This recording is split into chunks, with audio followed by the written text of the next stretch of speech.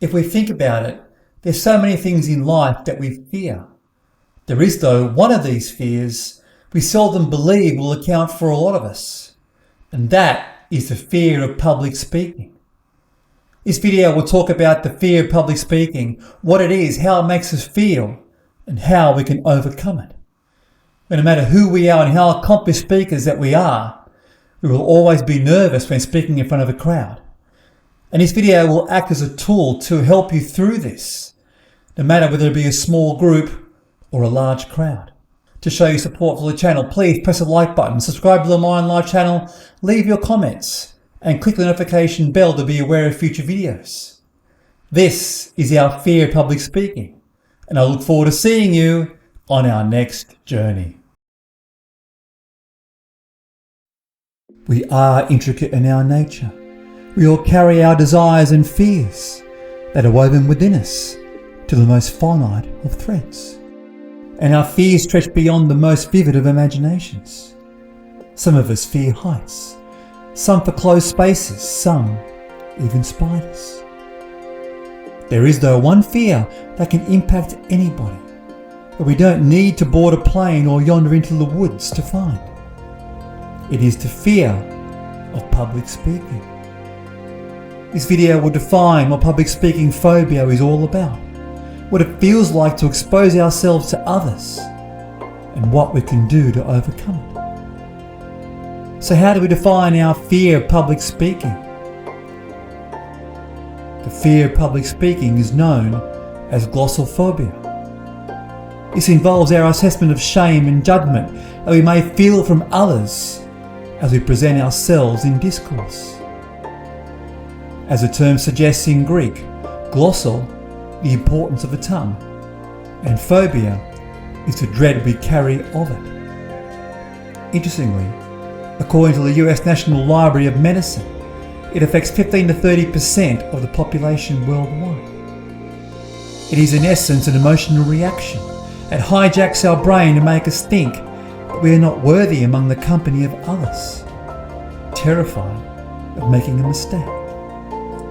Where to speak will literally put us in a state of terror that we must escape through all means necessary. So what does it feel like to have glossophobia? To have glossophobia, we will feel disorientated. Our body may shake, our voice will be dry, and will start to quiver. Our breathing will accelerate, become unsteady into a state of hypervigilance. Our hearts will pump awkwardly and rapidly. And what is key to all of this is our mental reaction. As when our bodies start to tremor, our minds will follow suit and cascade into a deep hole which we cannot refrain. So now we know what glossophobia is and how it makes us feel. How do we overcome it? We can consider this in two main remedies, the mental and the practical. Mentally, the first step to overcome glossophobia is by understanding that it is something purely of the mind. It is highly emotional, a nonsensical reaction where our belief of unworthiness among others is truly irrational.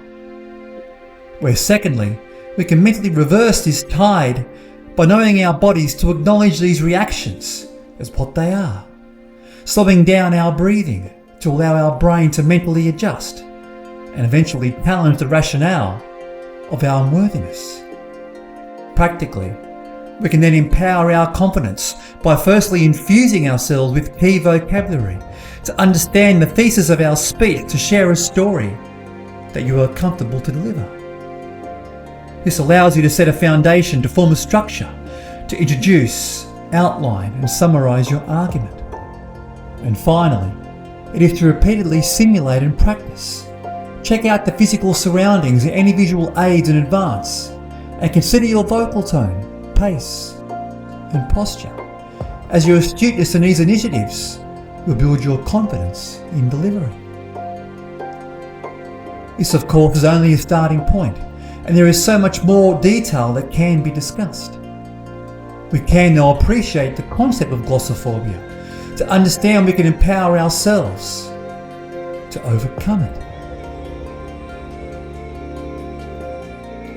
when we are in the grip of anxiety, it is easy for us to forget our own abilities.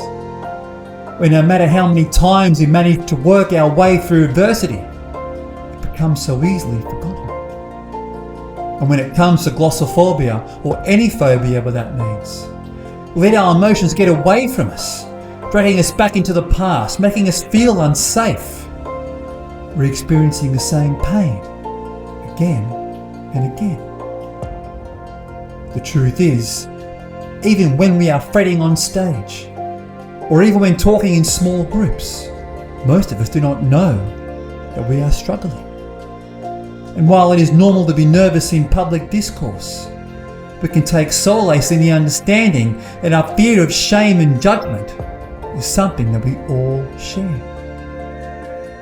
The difference is how we react to it, using our nerves to harness the energy that we can put into practice and deliverance, reassuring ourselves of our abilities. As it is through our anxieties that we can form a unity between our vulnerabilities and our bigger